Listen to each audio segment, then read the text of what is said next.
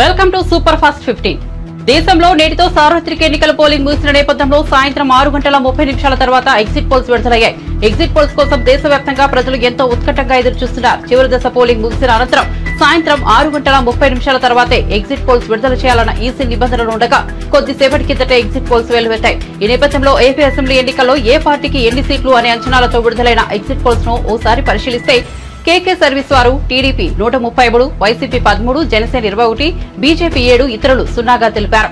Peoples pulse వాళ్ళు TDP 95 నుంచి 110, YCP 45 నుంచి 60, జనసేన 14 నుంచి 20, బీజేపీ 2 నుంచి 5, ఇతరులు 0గా తెలిపారు. చాణిక్య స్ట్రాటజీస్ వారు టీడీపీ కూటమి 114 నుంచి 125, వైసీపీ 39 నుండి 49, ఇతరులు 0 నుంచి 1గా తెలిపారు.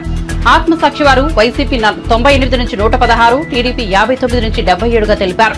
పైనేర్ టీడీపీ కూటమి 144+, వైసీపీ 31, ఇతరులు 0గా తెలిపారు. రైజ్ వారు టీడీపీ కూటమి 113 నుంచి 122, వైసీపీ 48 నుంచి 60, ఇతరులు 0 నుంచి 1గా తెలిపారు. ఆరావారు వైసీపీ 98 నుంచి 116, టీడీపీ 59 నుంచి 77, ఇతరులు 0గా తెలిపారు. రేస్ వారు వైసీపీ 117 నుంచి 128, టీడీపీ 48 నుంచి 58గా తెలిపారు. జనగలం టీడీపీ కూటమి నుంచి 104 నుంచి 118, వైసీపీ 44 నుంచి 57, ఇతరులు 0గా తెలిపారు. పోస్ట్ స్ట్రాటజీ గ్రూప్ వారు వైసీపీ 115 నుంచి 125, టీడీపీ 50 నుంచి 60గా తెలిపారు. ఆపరేషన్ చాణిక్య వారు వైసీపీ 95 నుంచి 102, టీడీపీ 64 నుంచి 68గా తెలిపారు.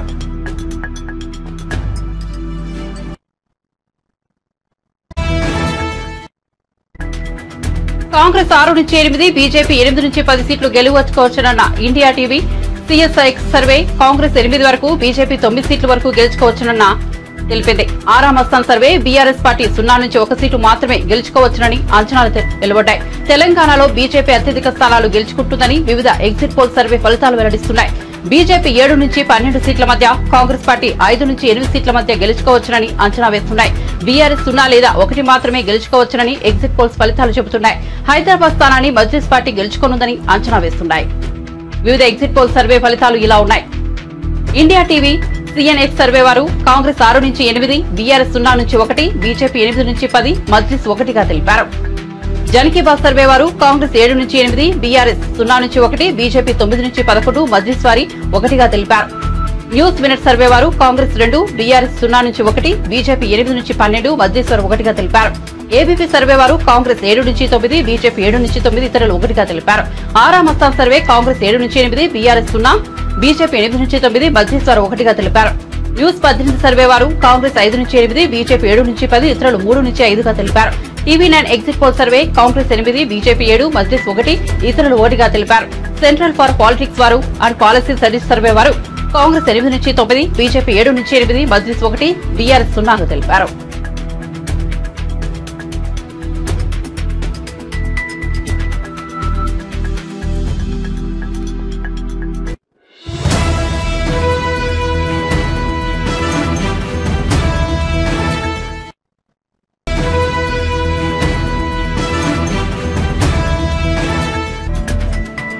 తిరుమలలో హనుమాన్ జయంతి ఉత్సవాలను తిరుమల తిరుపతి దేవస్థానం వైభవంగా నిర్వహించింది. హనుమంతుడు జన్మస్థలంగా ప్రకటించిన అంజనాద్రిలో ఉదయం బాల ఆంజనేయ స్వామి వారికి ప్రత్యేక పూజలు, అభిషేకాలు నిర్వహించి నైవేద్యాలు సమర్పించారు. అనంతరం శ్రీవారి ఆలయం ఎదుట ఉన్న వేడి ఆంజనేయ స్వామి ఆలయంలో ప్రత్యేక పూజలు, అభిషేకాలు నిర్వహించారు.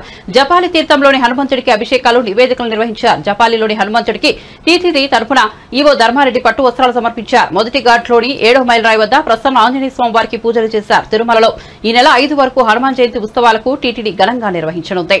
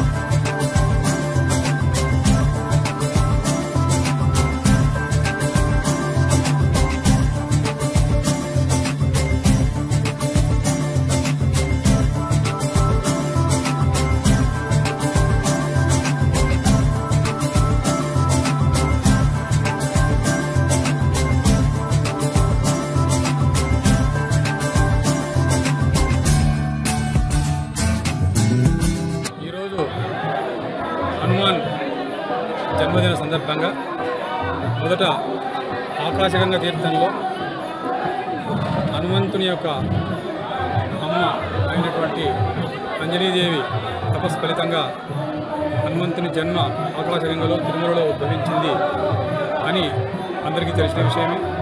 అక్కడ బాలాంజనేయ స్వామి వారికి అంజనీదేవికి ఈరోజు పొద్దునే 8 గంటలకు అభిషేకం చేయడం జరిగింది. అభిషేకానంతరం అర్చన కూడా జరుగుతుంది. తర్వాత చాపాలి తీర్థంలో త్రేతాయుగంలో చాపాలి మహర్షి అయోధ్య నుంచి తపస్సు చేసుకోవడానికి తిరుమల కొండకు వచ్చి తపస్సు చేస్తూ ఈ చాపాలి తీర్థంలో హనుమంతుల వారు ప్రత్యక్షమై ఆ హనుమంతుల వారి ప్రత్యక్షమైన సందర్భంగా హనుమంతుల వారి ప్రత్యక్షాన్ని పురస్కరించుకొని జాపాలి మహర్షి ఇక్కడ హనుమంతుని విగ్రహాన్ని ప్రతిష్ఠించారు. త్రేతాయుగం నుంచి జాపాలి క్షేత్రంలో హనుమంతుడు విశేష పూజలు అందుకుంటున్నాడు. తిరుమల క్షేత్రాన్ని ఆయన గురువైనటువంటి వెంకటేశ్వర స్వామిని కొలుస్తూ ఇక్కడ అవతరిస్తూ ఉన్నాడు. భక్తులకు ఆరోగ్య ఐశ్వర్యాలను అందిస్తున్నాడు. దీని తర్వాత దేడి ఆంజనేయ స్వామి దగ్గర తిరుమల అర్చకులు ఈరోజు అభిషేకం చేస్తారు. 1వ ఘాట్ రోడ్లో అంటే డౌన్ ఘాట్ రోడ్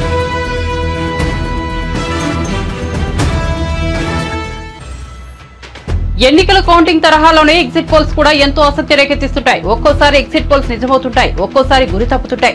ఏదేమైనా ఎగ్జిట్ పోల్స్ కొన్ని రాజకీయ పార్టీలకు ఉత్సాహం ఊరట కలిగిస్తుంటాయి. ఇక దేశంలో చివరిదైన 7వ దశ పోలింగ్ జరిగింది. సాయంత్రం పోలింగ్ ముగిసిన వెంటనే ఎగ్జిట్ పోల్స్ జలపాతంలా దూకాయి. మొత్తం లోక్సభ స్థానాలు 543 కాగా ఏ పార్టీకి ఎన్ని సీట్లు అనే అంచనాలను వివిధ సంస్థల ఎగ్జిట్ పోల్స్ రూపంలో వెలువరించాయి. ఆ వివరాలను పరిశీలిస్తే జన్ కీ బాత్ సర్వే వారు బీజేపీ కూటమి 362 నుండి 392, కాంగ్రెస్ కూటమి 141 నుండి 161, ఇతరులు 10 నుంచి 20గా తెలిపారు. న్యూస్ నేషన్ వారు బీజేపీ కూటమి 340 నుండి 378, కాంగ్రెస్ కూటమి 153 నుంచి 169, ఇతరులు 21 నుంచి 23గా తెలిపారు. టైమ్స్ నౌ వారు బీజేపీ కూటమి 353 నుంచి 368, కాంగ్రెస్ కూటమి 118 నుంచి 133, ఇతరులు 43 నుంచి 48గా తెలిపారు. ఇండియా న్యూస్ డి టైమ్స్ వారు బీజేపీ కూటమి 371, కాంగ్రెస్ కూటమి 125, ఇతరులు 47గా తెలిపారు. రిపబ్లిక్ పీమార్క్ వారు బీజేపీ కూటమి 359, కాంగ్రెస్ కూటమి 154, ఇతరులు 30గా తెలిపారు. రిపబ్లిక్ భారత్ మ్యాట్రిక్స్ బీజేపీ కూటమి 353 నుంచి 368, కాంగ్రెస్ కూటమి 118 నుంచి 133, ఇతరులు 43 నుంచి 48గా తెలిపారు. దైనిక్ భాస్కర్ బీజేపీ కూటమి 281 నుంచి 350, కాంగ్రెస్ కూటమి 145 నుంచి 201, ఇతరులు 33 నుంచి 49గా తెలిపారు.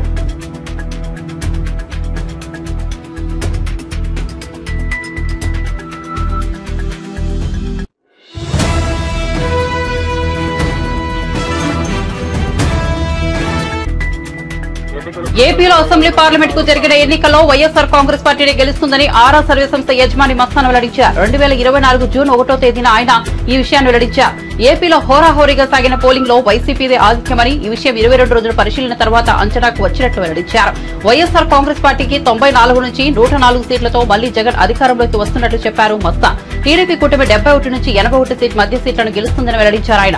టీడీపీ కూటమి కంటే వైఎస్ఆర్ కాంగ్రెస్ పార్టీకి అదనంగా 25 సీట్లు రాబోతున్నాయని సర్వేలో వెల్లడైనట్లు వివరించారు ఆరా మస్తాన్. ఇక పార్లమెంట్ సీట్ల విషయానికి వస్తే వైఎస్ఆర్ కాంగ్రెస్ పార్టీ 13 నుంచి 15 లోక్సభ సీట్లలో గెలుస్తుందని చెప్పిన ఆరా మస్తాన్ టీడీపీ కూటమి 10 నుంచి 12 సీట్లలో గెలవబోతోందని వివరించారు ఆయన. జనసేన పార్టీ పోటీ చేసిన 2 పార్లమెంట్ సీట్లలో ఆ పార్టీని విజయం సాధిస్తుందని వివరించారు.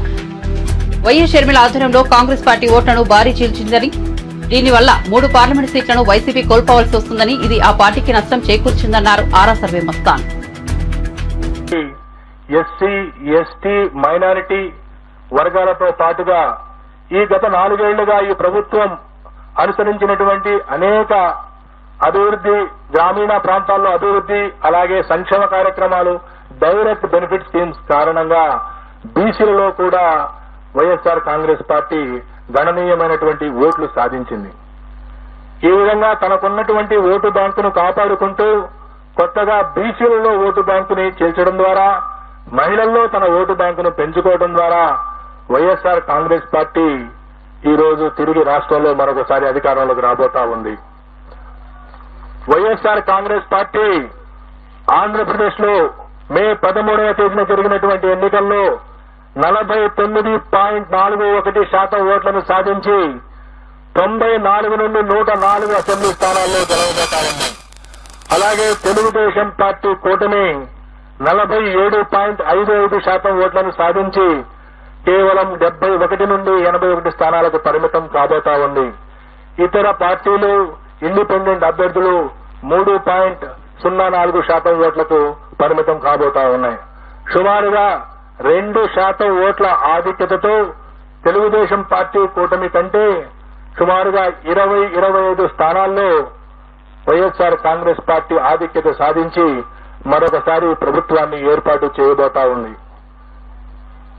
అలాగే పార్లమెంటు విషయానికొస్తే ఆంధ్రప్రదేశ్ లో ఉన్నటువంటి 25 పార్లమెంటు స్థానాల్లో 48.29% ఓట్లను సాధించి ఎన్నికల ప్రక్రియ పూర్తిగా కంప్లీట్ కావడంతో వివిధ ప్రైవేట్ సర్వీస్ సంస్థలు వివిధ ఛానళ్లు ఎగ్జిట్ పోల్స్ విడుదల చేస్తున్నాయి. ఓటర్లు ఎవరికి పట్టం కట్టారో అంచనాలు వెల్లడిస్తున్నాయి. దీంతో జనసేన అధినేత పవన్ కళ్యాణ్ పోటీ చేసిన పిఠాపురం అసెంబ్లీ సీటుపై తీవ్ర ఉత్కంఠ నెలకొంది. ఇక్కడ పవన్ కళ్యాణ్ గెలుస్తాడా, వైసీపీ అభ్యర్థిని వంగగీత విజయం సాధిస్తారా అని ఓవరాల్ ఏపీ పాలిటిక్స్ లో సస్పెన్షన్ గా మారింది. ఈ క్రమంలో ప్రముఖ సర్వే సంస్థ ఆరామస్థాన్ సంస్థ పిఠాపురం అసెంబ్లీ ఎగ్జిట్ పోల్స్ ఫలితాలను వెల్లడించింది. పిఠాపురంలో జనసేన చీఫ్ పవన్ కళ్యాణ్ ఘన విజయం సాధిస్తారని పేర్కొంది. పవన్ కళ్యాణ్ తో పాటు జనసేన పోటీ చేసిన 2 పార్లమెంట్ స్థానాలు కాకినాడ, మచిలీపట్నంలోనూ ఆ పార్టీ విజయం సాధిస్తుందని అంచనా వేసింది. ఆరామస్థాన్ ఫలితాలు చూసి పవన్ కళ్యాణ్ ఫ్యాన్స్ ఖుషి అవుతున్నారు. తర్వాత జనసేన 21 స్థానాలు పొందినటువంటి జనసేన 21 అసెంబ్లీ స్థానాలు, 2 పార్లమెంట్ స్థానాల్లో వాళ్ళు పోటీ చేయడం జరిగింది. జనసేన 2 పార్లమెంటు స్థానాల్లో గెలవబోతా ఉంది. అలాగే అసెంబ్లీ స్థానాల్లో పిఠాపురం నుండి పోటీ చేసినటువంటి జనసేన పార్టీ వ్యవస్థాపక అధ్యక్షులు శ్రీ పవన్ కళ్యాణ్ గారు భారీ మెజార్టీతో గెలవబోతా ఉన్నారు. అలాగే ఆ పార్టీలో మరొక ముఖ్య నాయకుడైనటువంటి శ్రీ నాదెండ్ల మనోహర్ గారు గుంటూరు జిల్లా తెనాలి నుండి గెలవబోతా ఉన్నారు. తర్వాత తెలుగుదేశం పార్టీ విషయానికి వస్తే తెలుగుదేశం పార్టీ అధ్యక్షులు రాష్ట్ర మాజీ ముఖ్యమంత్రి నారా చంద్రబాబు నాయుడు గారు కుప్పం నియోజకవర్గం నుండి భారీ మెజార్టీతో గెలవబోతా ఉన్నారు. అలాగే వారి తనయుడు మాజీ మంత్రి శ్రీ నారా లోకేష్ మంగళగిరి నుండి గెలవబోతా ఉన్నారు. అలాగే శ్రీ నందమూరి బాలకృష్ణ గారు హిందూపురం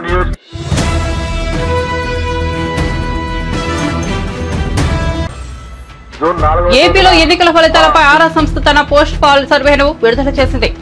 ఏపీలో బీజేపీ 3 లోక్సభ స్థానాల్లో గెలిచే అవకాశాలున్నాయని తెలిపింది. అనకాపల్లి లోక్సభ స్థానం నుంచి బీజేపీ అభ్యర్థి సీఎం రమేష్, నరసాపురం నుంచి శ్రీనివాస్ శర్మ గెలిచే అవకాశాలున్నట్లు ఆరా సర్వేలో తేలిందన్నారు. ఏపీలో ఎన్నికల ఫలితాలపై ఆరా సంస్థ తన పోస్ట్ పోల్ సర్వేను విడుదల చేసింది. ఏపీలో బీజేపీ 3 లోక్సభ స్థానాల్లో గెలిచే అవకాశాలున్నాయని తెలిపింది. అనకాపల్లి లోక్సభ స్థానం నుంచి బీజేపీ అభ్యర్థి సీఎం రమేష్, నరసాపురం నుంచి శ్రీనివాస్ వర్మ గెలిచే అవకాశాలున్నట్లు ఆరా సర్వేలో తేలిందన్నారు. రాజంపేట నుంచి బీజేపీ అభ్యర్థిగా పోటీ చేసిన మాజీ సీఎం నల్లారి కిరణ్ కుమార్ రెడ్డి గట్టి పోటీ ఇచ్చినప్పటికీ ఓటమి చెందే అవకాశాలు ఉన్నాయని తెలిపారు. రాజమహేంద్రవరం లోక్సభ స్థానం నుంచి బీజేపీ రాష్ట్ర అధ్యక్షులు దగ్గుపాటి పురంధేశ్వరి గట్టి పోటీ ఎదుర్కొంటారని, స్వల్ప మెజార్టీతో గెలిచే అవకాశాలున్నట్లు తెలిపారు. ఈ నియోజకవర్గం నుంచి బీజేపీ లేదా వైసీపీ నుంచి ఎవరు గెలిచినా 10 నుంచి 20 వేల మెజార్టీతోనే గెలిచే అవకాశం ఉందని ఆరా సంస్థ వెల్లడించింది.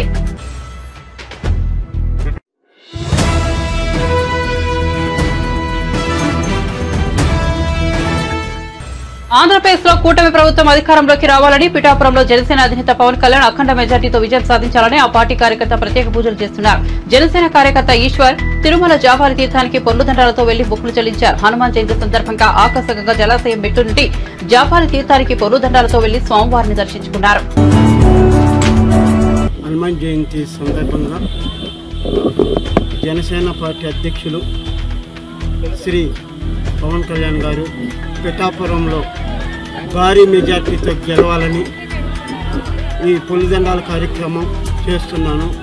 ఆ జపాలి ఆంజనేయ స్వామి కృపా కటాక్షాలు ఎల్లప్పుడూ ఉండాలని, ఆరోగ్యంగా ఉండాలని, అదేవిధంగా కూటమి ప్రభుత్వం ఏర్పడాలని ఆంజనేయ స్వామిని వేడుకుంటున్నాను.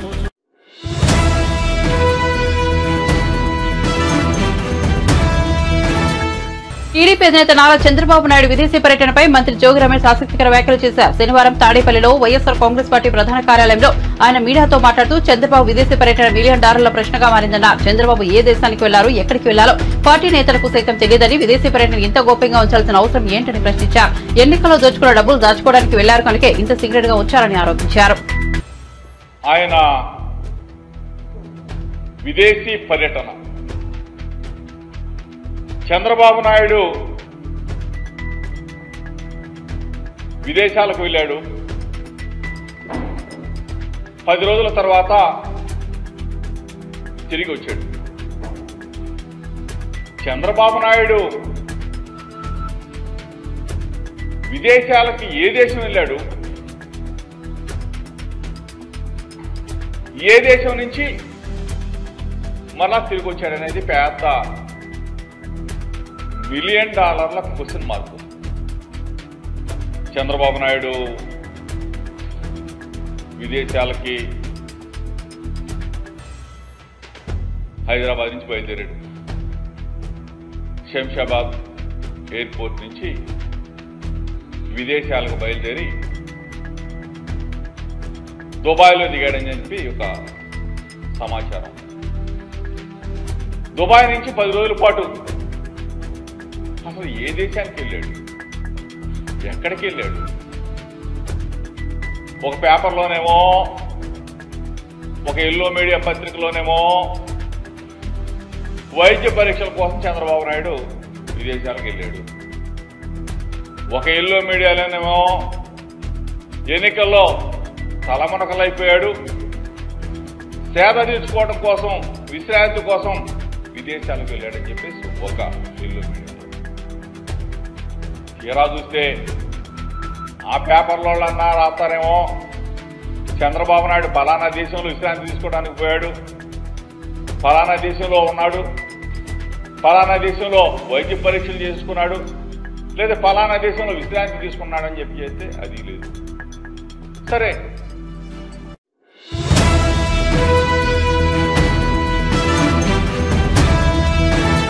తెలంగాణ రాష్ట్ర ఆవిర్భావ దశాబ్ది ఉత్సవాలకు అనారోగ్య కారణాలతో కాంగ్రెస్ అగ్రనేత సోనియా గాంధీ హాజరు కాలేకపోతున్నారని వి హనుమంతరావు అన్నారు. శనివారం ఆయన మీడియాతో మాట్లాడుతూ 1969 ఉద్యమం కొత్తగూడెం ఖమ్మంలో పవర్ ప్లాంట్ లో ప్రారంభమైందని, ఆ ఉద్యమంలో అనేక మంది పాల్గొన్నారని తెలిపారు. లేక్ వ్యూ గెస్ట్ హౌస్ లో సోనియా గాంధీకి 42 మంది ఎమ్మెల్యేల సంతకాలతో వినతిపత్రం అందజేసి ఆంధ్ర పెద్దతనంతో ఉండలేమని చెప్పామని విహెచ్ గుర్తు చేశారు. పార్లమెంట్ లో తెలంగాణ బిల్లుకు ఆంధ్ర ఎంపీలు అడ్డుపడుతున్నప్పటికీ గట్టిగా పోరాడామని అన్నారు. అలాంటి పరిస్థితులు రాకపోయినా ఆమె ఆశీర్వాదం తప్పనిసరిగా తెలంగాణ రాష్ట్ర కేబినెట్కు ఉంటుంది, రేవంత్కు ఉంటుంది, జనానికి ఉంటుంది. అమరవీరులకు కూడా ఎవరైతే సాక్రిఫైస్ చేశారో, మేము కూడా పార్లమెంట్లో బిల్లు పెడితే లోక్సభలో మన పార్లమెంట్ మెంబర్లు, అది పొన్నం ప్రభాకర్ కావచ్చు, మధు యాజ్కి కావచ్చు, అదేవిధంగా బలరాం నాయక్ అందరు కూడా, షెట్కర్ మొదలు పెడితే అందరు కూడా దీనికి మద్దతు ఇవ్వడం, దాని తర్వాతనే రాజ్యసభలో రావడం. రాజ్యసభలో Sushil Kumar Shinde being a home minister ఆయన వీళ్ళు ప్రవేశపెడుతుంటే సుజనా చౌదరి, సీఎం రమేష్ అడ్డుపడడం, ఆ కాగితాలు లాక్కోవాలని ప్రయత్నం చేసే సమయంలో అప్పుడు నేను కూడా అడ్డం పడ్డా, గట్టిగా మందలిచ్చినాం. ఆ బిల్లు సోనియా గాంధీ నాకు బయట లాబీలో కేశవరావు అదేవిధంగా కేసీఆర్ ఇద్దరు కూడా లాబీలో హనుమంతన గట్టిగా కొట్లాడంటే, నువ్వు చెప్పినందుకు కాదురా బాబు, మా నాయకురాలు చెప్పింది మేము తప్పక పాస్ చేపిస్తామన్నాం, చేయించినాం. దానివల్లనే ఇవాళ తెలంగాణ వచ్చిందని చెప్తూ తప్పనిసరిగా రేపు జరిగే ఈ తెలంగాణ అభివృద్ధిని పెద్ద ఎత్తున చేస్తున్నారు. దీనికి కళాకారులు అదేవిధంగా ట్యాంక్ రోడ్ మీద చేస్తున్నారు. అందరూ కూడా పెద్ద ఎత్తున ఇది ఒక పండుగ. ఈ తెలంగాణ 2 జూన్ ఒక పండుగలాగా ప్రతి ఒక్కరు కూడా గ్రామాలలో నుంచి వస్తున్నారు. కళాకారులు మన తెలంగాణ సంస్కృతి వంటకాలు కూడా మరి పెడుతున్నారో లేదో, పేరు బూటి, తలకాయ కూర.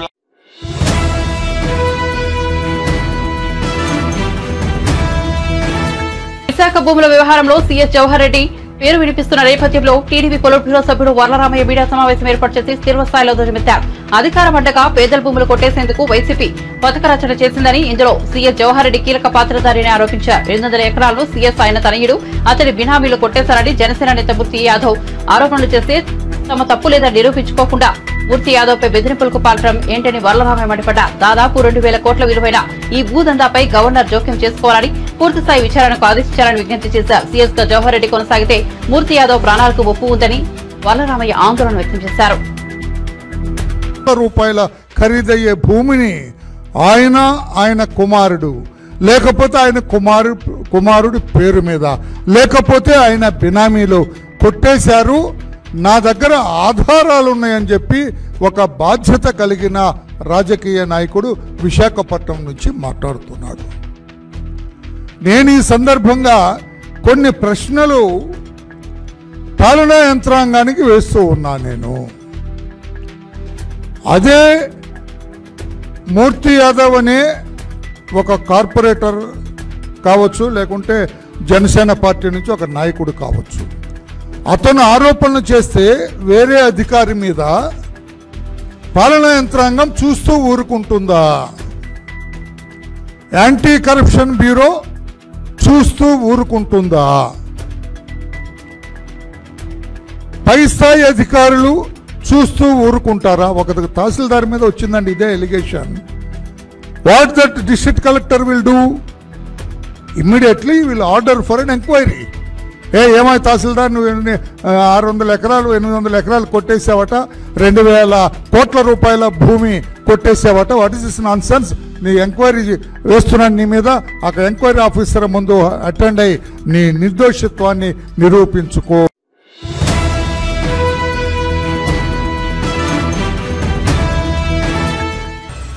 తెలంగాణ ఆవిర్భావ వేడుకలకు తమకు గత 10 ఏళ్లలో ఒక్క ఆహ్వాన పత్రిక రాలేదన్నారు మంత్రి పొన్నం ప్రభాకర్. తాము మాజీ ముఖ్యమంత్రి కేసీఆర్ కు కూడా ఆహ్వానం పంపామన్నారు. పరేడ్ గ్రౌండ్ లో రాష్ట్ర ఆవిర్భావ వేడుకల ఏర్పాట్లను పరిశీలించిన పొన్నం తెలంగాణకు ఒక గీతం ఉండాలని, ప్రజలు మార్పు కోరుకుంటారని చెప్పారు. తెలంగాణ చిహ్నంపై గతంలో ఎవరి అభిప్రాయాలను తీసుకోలేదని, ప్రజల ఆలోచనకు అనుగుణంగా ప్రభుత్వం నిర్ణయం తీసుకుంటుందన్నారు. రాజకీయంగా విమర్శలకు వేదిక కాదని చెప్పారు. ఆవిర్భావ వేడుకల్లో రాష్ట్ర గీతం ఆవిష్కరిస్తామన్నారు.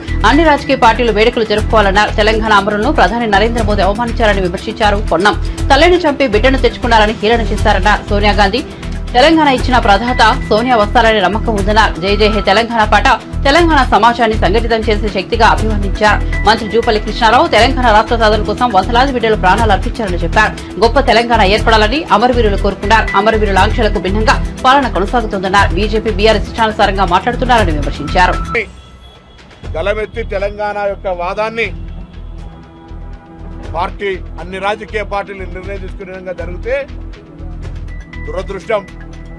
ప్రస్తుత ప్రధానమంత్రి తెలంగాణ సమాజాన్ని అవహేళనపరిచే విధంగా తెలంగాణ అమరులందరినీ కూడా కించపరిచే విధంగా తల్లి చనిపోయింది, బిడ్డ తెచ్చుకున్నారు, దొంగతనం తెచ్చుకున్నారు అనేటువంటి మాట ఏ తెలంగాణ కోసం ఉద్యమించారో వాళ్ళందరూ కూడా స్పందించాల్సిన అవసరం ఉందని కోరుతా ఉన్నాం. మేము ఎప్పుడు కూడా రాజకీయ పార్టీగా ఎవరిని అవంటలేం. తెలంగాణ ఏర్పాటులో సుష్మా స్వరాజ్ గారి పాత్రను ఎప్పుడు మర్చిపోం.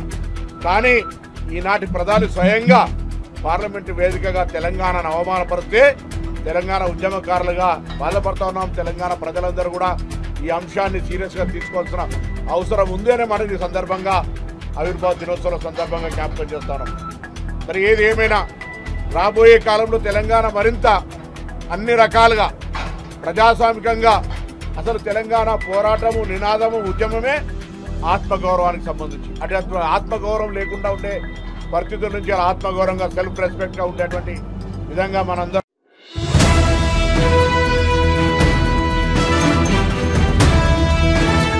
లోక్సభ ఓట్ల లెక్కింపునకు 3 ఇంచుల భద్రత ఏర్పాటు చేసినట్లు సీఈఓ వికాస్ రాజ్ అన్నారు. బీఆర్కే భవన్ లో మీడియాతో మాట్లాడుతూ మధ్యాహ్నం 3 గంటల లోపు ఫలితాలు వెలువడతాయని చెప్పారు. చేవెళ్ల, మల్కాజ్గిరిలో 2 కౌంటింగ్ కేంద్రాలను ఏర్పాటు చేసినట్టు చెప్పారు. లెక్కింపు కేంద్రాల్లోకి మొబైల్ ఫోన్లు, ఎలక్ట్రానిక్ డివైజ్ అనుమతించబోమని చెప్పారు. కౌంటింగ్ హాల్ నుంచి 100 మీటర్ల వరకు ఎవరికి అనుమతి ఉండదని పేర్కొన్నారు. లెక్కింపు హాల్ మొత్తం సీసీటీవీ పర్యవేక్షణలో ఉంటుందని అన్నారు. స్ట్రాంగ్ రూమ్ నుంచి కౌంటింగ్ హాల్ వరకు ప్రత్యేకమైన దానిలో సీసీటీవీ మానిటరింగ్ ఉంటుందని అన్నారు. చొప్పదండి, యాకుల్పుర, దేవరకొండలో అత్యధికంగా 24 రౌండ్లలో ఓట్లు లెక్కిస్తారని చెప్పారు. ఆర్బూర్, భద్రాచలం, అశ్వారావుపేటలో 13 రౌండ్లలో ఓట్ల లెక్కింపు ఉంటుందని చెప్పారు. 276 టేబుల్స్ పెట్టడం జరిగింది.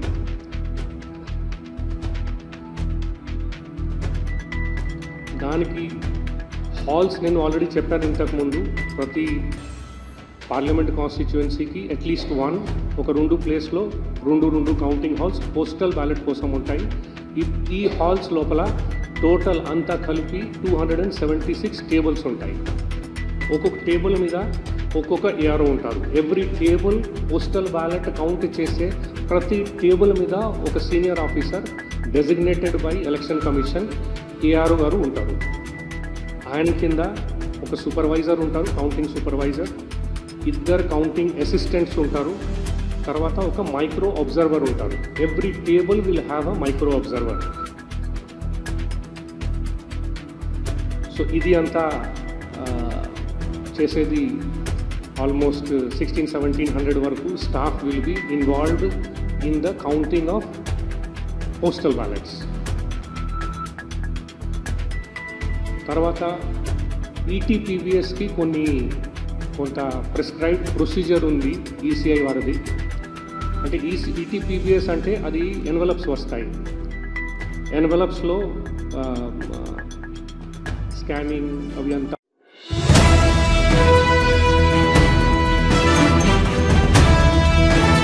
కౌంటింగ్ సిబ్బందికి మే 26 నాటికి శిక్షణ పూర్తయిందని జీహెచ్ఎంసీ కమిషనర్ రొనాల్డ్ రాస్ అన్నారు. నిజాం కళాశాలలో ఓట్ల లెక్కింపు కేంద్రాలను ఆయన పరిశీలించి మాట్లాడారు. ప్రతి అసెంబ్లీ నియోజకవర్గానికి ఒక అబ్జర్వర్ ఉంటారని తెలిపారు. ప్రతి కౌంటింగ్ కేంద్రంలో మీడియా ప్రతినిధుల కోసం ప్రత్యేక ఏర్పాట్లు చేస్తున్నట్లు వివరించారు. హైదరాబాద్లోని 13 ప్రాంతాల్లో 16 హాల్లో ఓట్ల లెక్కింపు ఉంటుంది. 3 చోట్ల పోస్టల్ బ్యాలెట్ ఓట్ల లెక్కింపు ఉంటుంది. ప్రతి కౌంటింగ్ హాల్లో 14 టేబుల్ ఏర్పాటు చేశాం. జూబ్లీహిల్స్ లో అత్యధికంగా 20 టేబుల్ ఉంటాయి. యాకుల్పురాలో అత్యధికంగా 24 రౌండ్లలో ఓట్ల లెక్కింపు ఉంటుంది. చార్బార్ నియోజకవర్గంలో 15 రౌండ్లలో కంటోన్మెంట్ ఉప ఎన్నిక ఓట్ల లెక్కింపు 17 రౌండ్లలో జరుగుతుంది. ప్రతి రౌండ్కు 30 నిమిషాల సమయం పడుతుంది. ప్రతి అసెంబ్లీ సెగ్మెంట్ లో 5 వీవీప్యాట్ల స్లిప్పులు లెక్కిస్తామని రొనాల్డ్ రాస్ తెలిపారు. ప్రతి టేబుల్లో కూడా మీరు చూసుకుంటే కౌంటింగ్ సూపర్వైజర్ అని ఒకరు ఉంటారు, గెజెటెడ్ ఆఫీసర్, కౌంటింగ్ అసిస్టెంట్ అని ఒకరు ఉంటారు, గెజెటెడ్ ఆఫీసర్, మరియు మనకు మైక్రో అబ్జర్వర్ అని ఒక కేంద్ర డిపార్ట్మెంట్ నుంచి కూడా ఒకరిని అక్కడ పెట్టడం జరుగుతుంది. ఇవి కాకుండా మనకు అబ్జర్వర్ టేబుల్ మీద కూడా ఒక 2 micro observers government of India employees కూర్చుంటారు. ప్రతి రౌండ్ పూర్తి కాగానే దాంట్ నుంచి ఒక 2 మెషిన్స్ని ర్యాండమ్గా అబ్జర్వర్ గారు సెలెక్ట్ చేస్తూ మళ్ళీ దాన్ని రీకౌంట్ కూడా చేయిస్తారు. సో జస్ట్ టు ఎన్షోర్ మన కౌంటింగ్ ప్రక్రియ కరెక్ట్గా జరిగిందా లేదా అనే ఉద్దేశంతో ఇవి జరుగుతాయి. మన కౌంటింగ్కు మన కంట్రోల్ యూనిట్ అని ఏం బాక్స్ చెప్తున్నామో ఆ బాక్స్ మాత్రమే లోపలికి వస్తాయి.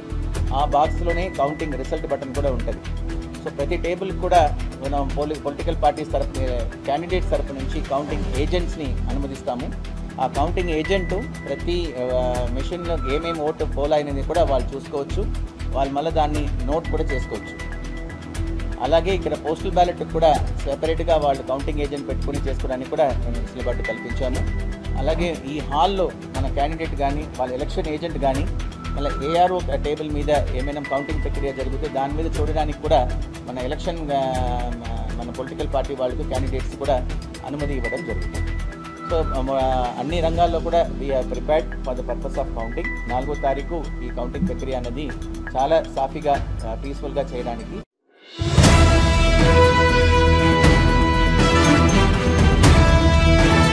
తెలుగు రాష్ట్రాల్లో 2-3 రోజుల నుంచి ఎండలు దంచుకొడుతున్నాయి. మొన్నటిదాకా అక్కడక్కడ కురిసిన వర్షాలతో వాతావరణం కాస్త చల్లబడినప్పటికీ మళ్లీ వడగాల్పులు ఎక్కువైన నేపథ్యంలో ప్రజలు తీవ్ర ఇబ్బందులు ఎదుర్కొంటున్నారు. ఈ క్రమంలో వాతావరణ శాఖ తెలుగు రాష్ట్రాలకు చల్లటి కబురు చెప్పింది.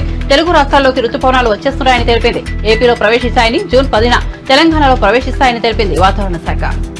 ఏపీలో మొదటి రాజ్య రాయలసీమలో రుతుపవనాల ప్రభావం అనిపిస్తుందని, ఆ తర్వాత రాష్ట్రమంతా విస్తరిస్తాయని తెలిపింది. తెలంగాణలో జూన్ 10 నుంచి ప్రవేశించి రాష్ట్రమంతటా విస్తరిస్తాయని తెలిపింది వాతావరణ శాఖ. జూన్ 2 నుంచి ఏపీలో వర్షాలు కురిసే అవకాశం ఉందని, అప్పటిదాకా వాతావరణం పొడిగా ఉంటుందని తెలిపింది. దక్షిణ కోస్తాలో వడగాలులు కొనసాగుతాయని, అక్కడక్కడ ఓ మోస్తరు నుంచి భారీ వర్షాలు కురిసే అవకాశం ఉందని తెలిపింది వాతావరణ శాఖ.